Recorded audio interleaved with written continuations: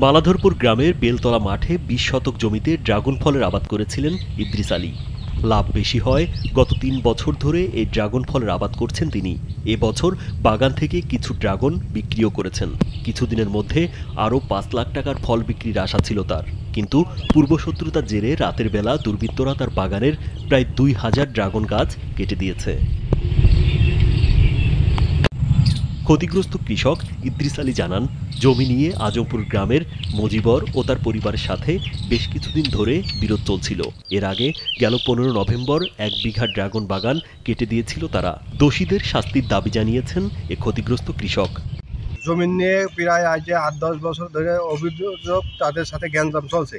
কালকে ড্রাগন ভুই আমার রাত কেটে ফেলেছে, আলামিন ইয়ামিন তারপরে মজিবর, এরা ৪ জন এসে আমার কেটে ফেলেছে ২,০০০ ড্রাগন বই একবারে পুরো কেটে দিয়েছে। আমার প্রায় ক্ষতি হয়েছে, প্রায় ৫-৬ লাখ টাকার মতন আমার ক্ষতি করেছে। এদের বিচার আমি চাই। সরেজমিনে দেখা যায় বিশাল এলাকা জুড়ে ইদ্রিস আলীর এই ড্রাগন বাগান।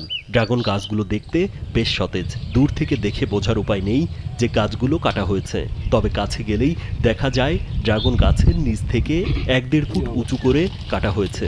এমন ঘটনায় হতবাক স্থানীয়রাও।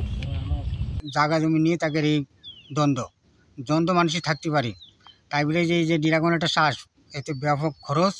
এখন এই যে ফল ধরবে কদিন পরে, এই জমিটায় এই ক্ষতিটা তারা করেছে আমরা সন্দেহ মূল্যে আমরা জানি। যে ক্ষতি করেছে পরপর মনে করেন ২ বার, তাহলে এর বহু টাকার সম্পদ নষ্ট। এ না করে একটা মীমাংসা ফয়সালায় করে দিলে ভালো হয়।